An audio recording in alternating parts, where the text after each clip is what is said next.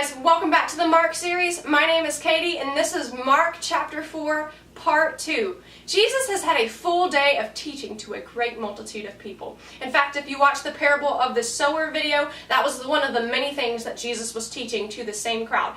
On the same day, that evening, Jesus is exhausted after pouring himself out teaching to this crowd. It's important to realize Jesus is 100% God and 100% man. So he is getting tired, as we would if we were working all day long. So he says to the disciples, let's cross over to the other side.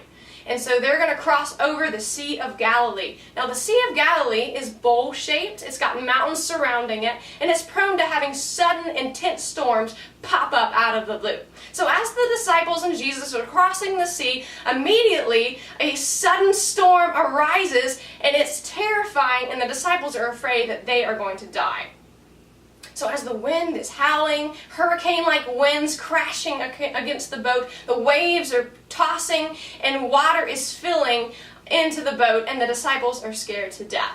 Well, 4 of those disciples are experienced fishermen. In fact, they made a living by braving storms as fishermen. And so as this storm arises, it's like a storm they have never seen before because they are used to braving storms as fishermen. That's what they did for a living. But this storm is intense, and this storm is so scary, they are seriously afraid to death. They are afraid they are going to die in this storm. And where is Jesus? Well, Jesus is sleeping in the boat. Jesus is tired. He's been teaching all day, and he's asleep. So they go and they wake him up. Teacher, don't you care that we are perishing?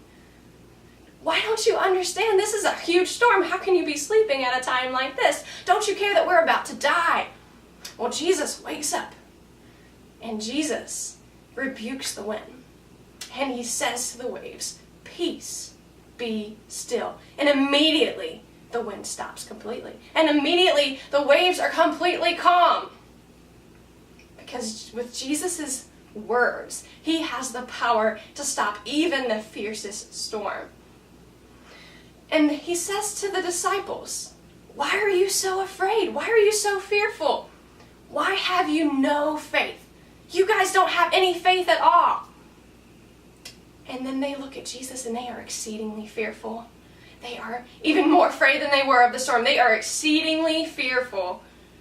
And they say, who can this be, that even the winds and the waves obey him? What kind of man is this that even the wind and waves obey him? This is just not an ordinary man. This is Jesus Christ, the Son of God. That is who Jesus is showing he is in this moment. He is showing that he has power over nature. He is the Son of God. He is the Lord of the storm, and he has complete power and control over that circumstance and every circumstance. So as we think about the disciples, they have a picture them walking every single day of their lives, watching Jesus do miracles and healing the sick. They knew Jesus had power, but in their circumstance, they forgot about what Jesus did in their past, and they were afraid, and they let fear push out their faith. So they had no faith, and they were fearful. And just like in this story where a sudden storm just came out of the blue, in an instant the disciples' circumstances changed. In an instant our circumstances can change. And we get afraid. And we forget, like the disciples, we forget the past where Jesus has been there for us. He is always there for us. And we forget, and we let fear push out our faith. Let's take a lesson from the disciples that when a sudden change in our circumstance happens, when our life is suddenly turned upside down and it's out of control, we know that Jesus is the one who holds the control. He held control over the wind and the waves, and he holds control over our lives. Because Jesus is the Son of God, we can count on him in our circumstances. Think back to the disciples. They were afraid. They were terrified that they were going to die. They asked Jesus, "Teacher, don't you care that we are dying?" But Jesus was right there with them in their circumstance, and Jesus is right here with us in our circumstance. He is not going to leave us. He is going to be with us in every circumstance. So think back to the past, think of how he has blessed you in the past, and in your present circumstance, remember that Jesus is with you in the storm, just like he was with the disciples in the storm, and he holds the power.